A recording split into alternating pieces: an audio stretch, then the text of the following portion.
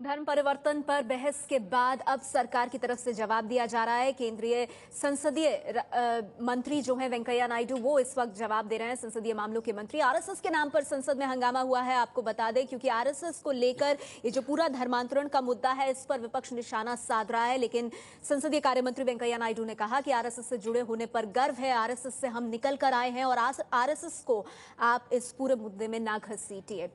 हमारे साथ तमाम खास मेहमान मौजूद हैं। सवाल ये उठ रहा है कि आज वेंकैया नायडू ने एक बड़ी बात कही। केंद्रीय मंत्री ने यह कहा कि जो धर्मांतरण हो रहा है, जो धर्म परिवर्तन हो रहा है, ये बहुत वक्त से होता आ रहा है। इसमें विदेशों से पैसा भी जा रहा है इस पूरी प्रक्रिया में, और इसके लिए कानून लाएगी सरकार। इस पर चर्चा के लिए भी तैयार है। सवाल ये उठ रहा है कि क्या कानून लाने से ये जो हिंदूवादी संगठन है, जो एक मिशन की तरह इस पूरे अभियान को आगे बढ़ा रहे हैं, क्या ये सब रुक जाएगा? क्या इससे वाकई में देश में वो जो गरीब है उनका भला होगा? हमारे साथ आज की इस चर्चा में खास पैनल मौजूद है। बीजेपी से सुधांशु त्रिवेदी जी हमारे साथ हैं, बीएसपी से सुधींद्र भदौरिया जी, प्रेम शुक्ला जी हमारे साथ मौजूद हैं, बजरंग दल से अज्जू चौहान साहब, एमटी सैफी साहब यहां हमारे साथ मौजूद हैं। इसके अलावा रंजना वाजपेयी समाजवादी पार्टी से, मेरे सहयोगी विजय विद्रोही भी।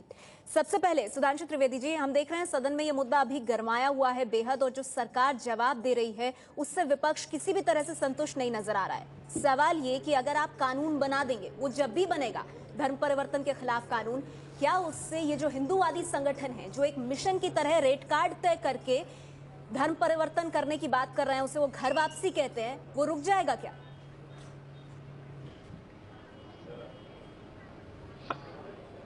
देखिए नेहा जी, एक बात मैं बहुत स्पष्ट कर देना चाहता हूं कि भारतीय जनता पार्टी किसी भी प्रकार के दबाव से, प्रभाव से, लालच से बहला फुसलाकर किए गए धर्म परिवर्तन के विरुद्ध है। परंतु यह हमारी जो नीति है, यह 60 सालों से है। जो आपने अभी बात कहा कि रेट कार्ड, अरे 1954 में मध्य प्रदेश सरकार द्वारा बनाए गए नियोगी कमीशन की रिपोर्ट पढ़ लीजिए।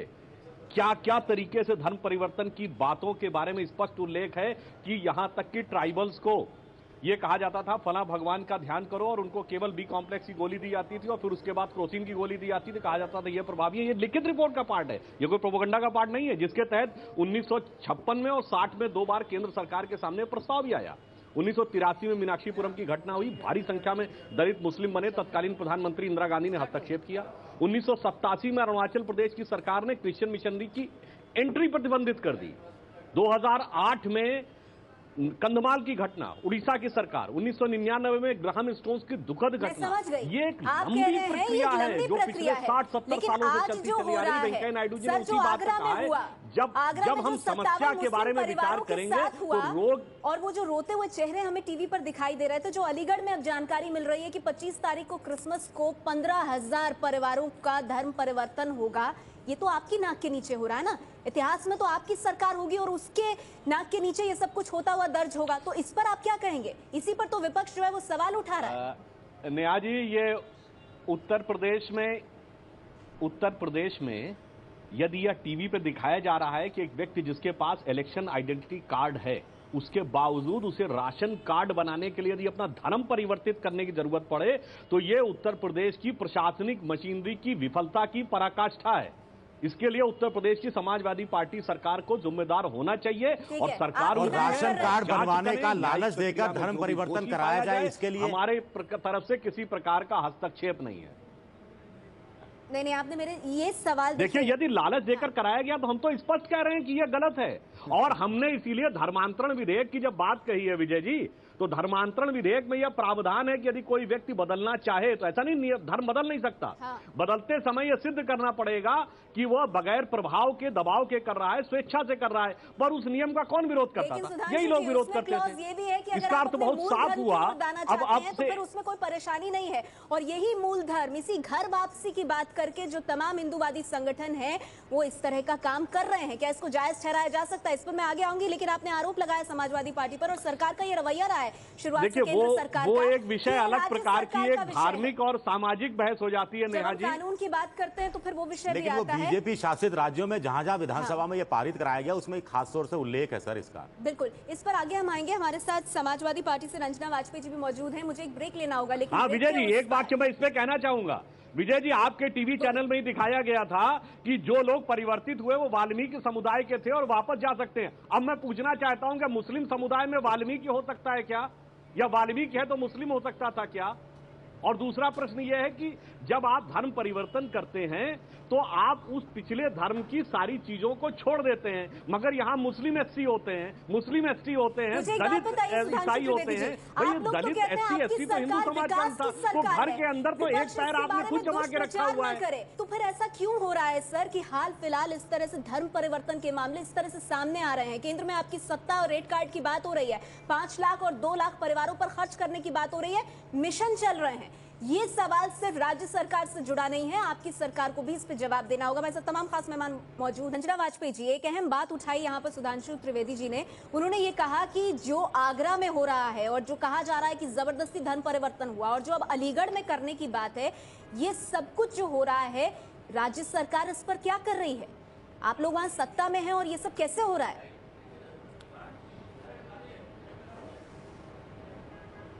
देखिए, जिस प्रकार से सुधांशु त्रिवेदी जी ने कहा है, उससे तो ये साफ जाहिर हो गया है कि जो ये धर्म परिवर्तन हो रहा है उसमें पूरी शय केंद्र सरकार की है। और ये लोग जानकर उत्तर प्रदेश में और जो राज्य सरकार क्या कर रही है, बीजेपी की सरकार नहीं है, वहां पर ये लोग इस प्रकार से तो आप क्या करेंगे रोकने के लिए? समाज को बांटने का काम कर रहे हैं। और सरकार को देखिए, जिस प्रकार से इन्होंने कहा कि राशन कार्ड बनाना सरकार का काम है, तो राशन कार्ड तो बने रहे, या अगर किसी के राशन कार्ड नहीं बन रहे हैं तो क्या उनको धर्म परिवर्तन कर दिया जाएगा? सुधांशु जी तो उसको बढ़ावा देने की बात कर रहे हैं, बिल्कुल गलत बात कर रहे हैं। और जहां तक राज्य सरकार की बात करें, राज्य सरकार ने बहुत ही कड़ी कार्रवाई करने का कदम उठाया है और जिन लोगों ने ये किया उनके खिलाफ प्राथमिक भी दर्ज हो गई है। वो ठीक है, अलीगढ़ के लिए आप क्या करेंगे? में इस प्रकार का जो ये कोशिश कर रहे हैं वो नहीं होने देंगे। पहले लव जिहाद, पहले वो जो परिवार है, मुस्लिम परिवार, वो रोते हुए दिखाई दिए। अब अलीगढ़ में आप क्या करेंगे? लव जिहाद के मुद्दे पर भी आप कुछ नहीं कर पाए। सुधींद्र भदौरिया जी भी हमारे साथ मौजूद है। सुधींद्र जी, बहुत संक्षेप में, मुझे एक ब्रेक लेना है। क्या अलीगढ़ में भी धर्म परिवर्तन की ये जो प्रथा है ये रुक जाएगी कानून बनाने से? सुधींद्र जी,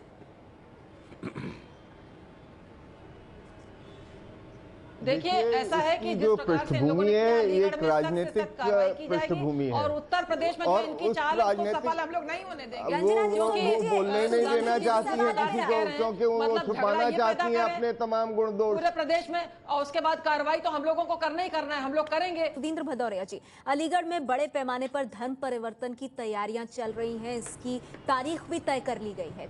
क्या कानून भर आ जाने से इस तरह के धर्म परिवर्तन के मामले रुक जाएंगे?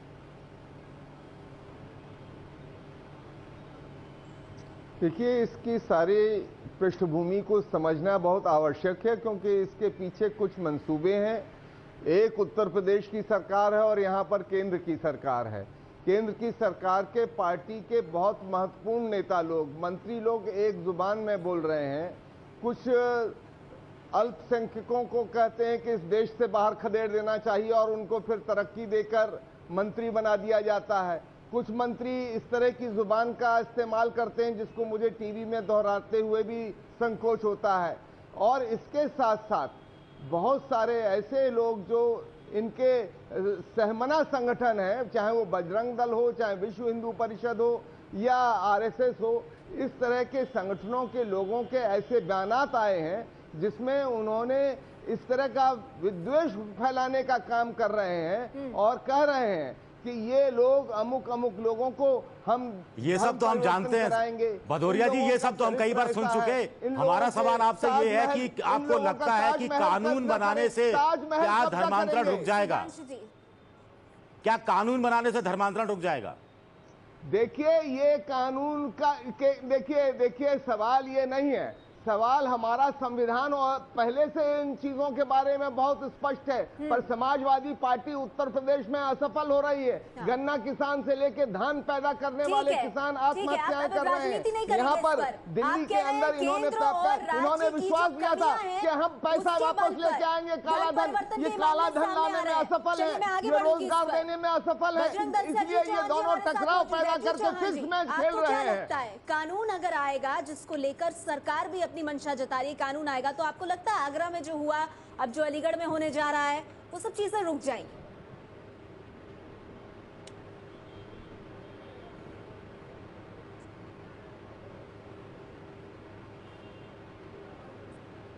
अजय चौहान जी, आप सुन पा रहे हैं मुझे? मेरे ख्याल में उन तक हमारी आवाज नहीं जा रही है। हमारे साथ प्रेम शुक्ला जी भी मौजूद हैं। प्रेम शुक्ला जी, यहाँ पर सवाल ये है कि कांग्रेस पार्टी आखिर क्यों इस बात पर बल दे रही है कि ये हिंदूवादी संगठन मोदी सरकार के आने के बाद और प्रभावशाली हुए हैं। ये धर्मांतरण, धर्म परिवर्तन की बात और मजबूती से सामने आई है। क्यों दिग्विजय सिंह कह रहे हैं कि आरएसएस और बीजेपी का ये पॉलिटिकल एजेंडा है कि धर्म के आधार पर लोगों को विभाजित किया जाए? दरअसल जिसको जो करने का अनुभव होता है वो दूसरों पर उसी तरह की आशंका करता है। आदरणीय सोनिया गांधी के कार्यकाल में संभवतः ईसाई मिशनरियों ने जो है धर्मांतरण की गति बहुत तीव्र कर दी थी, इसलिए आज उनको लग रहा है कि राष्ट्रीय स्वयंसेवक संघ वो इस बात को भूल जा रहे हैं कि विश्व हिंदू परिषद ने पिछले 20 वर्षों में 7 लाख लोगों की घर वापसी की है।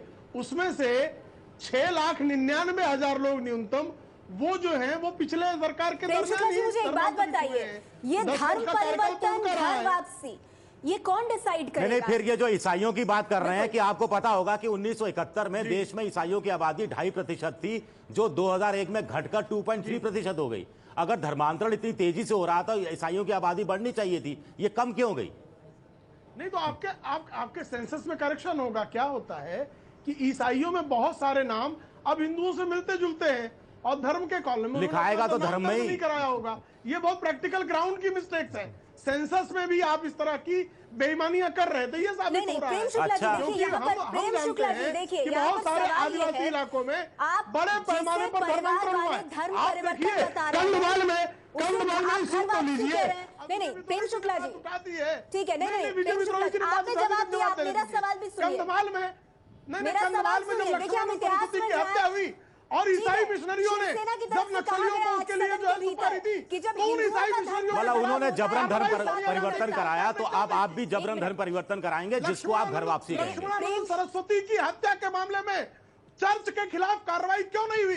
जब चर्च ने सुपारी दी, जब चर्च ने सुपारी दी, क्या सोनिया गांधी वेटिकन के इशारे से चल रही थी? ये जवाब भी देना होगा। तो क्या अब नई सरकार के अंडर, नई सरकार की देखरेख में अब इस तरह से धर्म परिवर्तन होगा? सवाल ये है, और सवाल ये है कि बिल्कुल नहीं हो रहा है।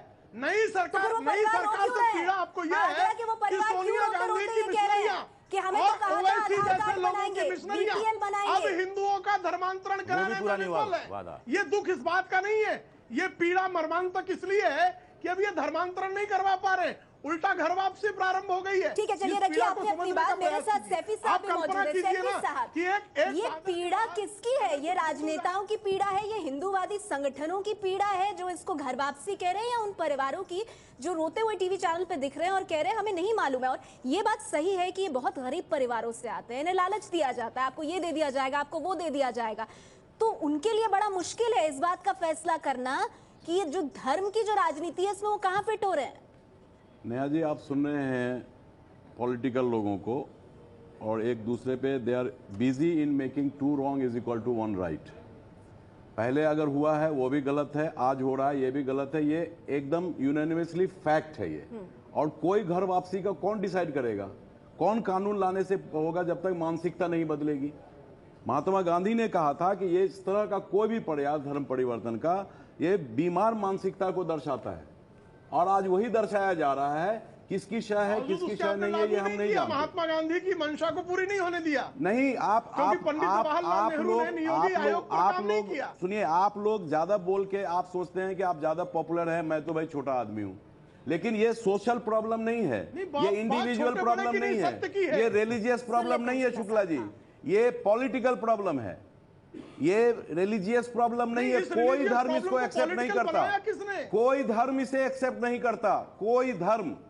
अगर मुसलमान हिंदू बना रहे हैं वो भी गलत कर रहे हैं, अगर हिंदू मुसलमान बना रहे हैं वो भी गलत कर रहे हैं। आप 60 वर्षों से नहीं तो सरकार ये सरकार मुलायम सिंह जी की सरकार ये ना कहे कि सालों से अगर हिंदुओं का धर्म परिवर्तन होता आ रहा है और अगर आज उनकी घर वापसी हो रही है तो बुराई क्या है? स्वेच्छा से कोई किसी की घर में जाना चाहता है, ये स्वेच्छा की बात है नेहा जी। स्वेच्छा से प्रेम शुक्ला जी, स्वेच्छा से कोई भी कहीं भी जाए वो ठीक है, ये कौन डिसाइड करेगा? घर वापसी हो रही है, जबरदस्ती धर्म परिवर्तन, वो कन्वर्जन प्रॉब्लम नहीं है। उन बेचारों को जो प्रॉमिस किया गया उस पर प्रॉमिस का एक भी पॉइंट उनको नहीं क्लियर किया गया।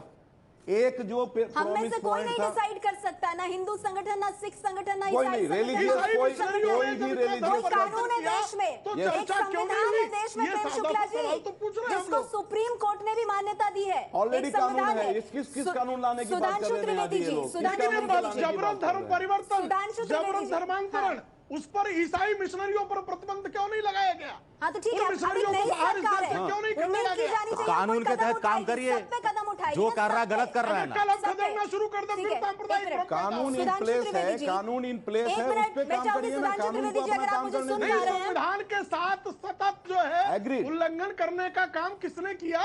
किसने किया? 2 wrong is equal to 1 right क्यों बोल रहे हैं? उन्होंने गलत किया तो आप भी गलत कर रहे हैं।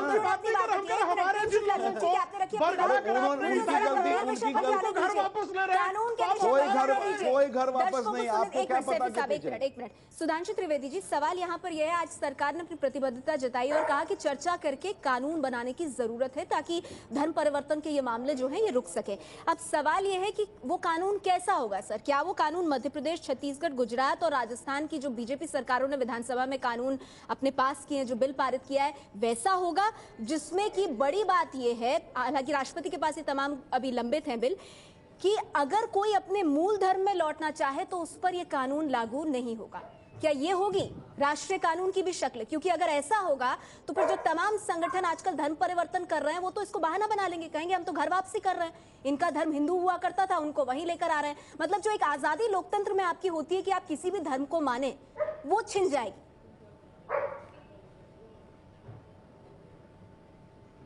देखिए न्याय जी, जो सरकार ने बात कही है सम्यक विचार करके कही है। आजादी होती है, मगर जो हमारे यहाँ नियम बना हुआ है कि एक डिक्लेरेशन या एक स्टेटमेंट देके आप बदल सकते हैं, उसका दुरुपयोग हुआ। मैं देश के प्रबुद्ध वर्ग से और राजनीतिक वर्ग से भी कहना चाहूंगा, दिल्ली के नजदीक है, सिर्फ इसी आधार के ऊपर आप उस पर इतना विचार कर रहे हैं। झारखंड में, छत्तीसगढ़ में, उड़ीसा में, पूर्वोत्तर में हजारों हजार की संख्या में जो होता रहा, उस पर हमारी ऐसी प्रतिक्रिया क्यों नहीं रही? समस्या को व्यापक दृष्टि से देखिए, संपूर्ण दृष्टि से देखिए।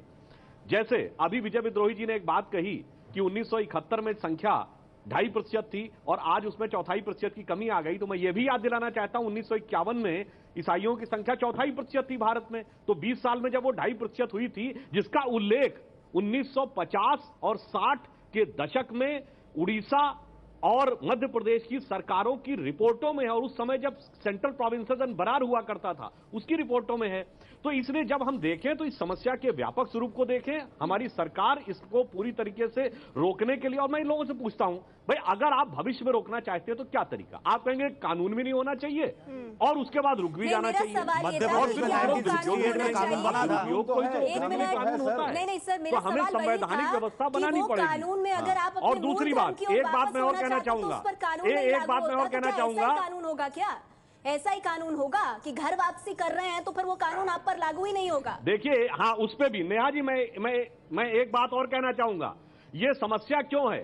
क्योंकि जो भारतीय धर्म है, जिसमें हिंदू, जैन, सिख, बौद्ध जो भी होते थे, इसमें हिंदू धर्म में यदि आप उसे धर्म मानते हैं, यद्यपि उसको कोर्ट ने धर्म नहीं माना है, उसमें परिवर्तन की, धर्मांतरण की कोई व्यवस्था ही नहीं है।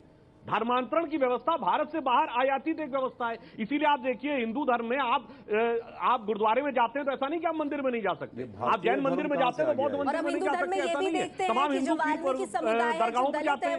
मगर ये समस्या दूसरी है, यदि आप चर्च में जाते हैं तो आप मंदिर में नहीं जा सकते। ये इंडिक रिलीजन और ब्राह्मणिक रिलीजन का अंतर है, हम सब जानते हैं। ये भारतीय मानसिकता और विदेशी मानसिकता का अंतर है।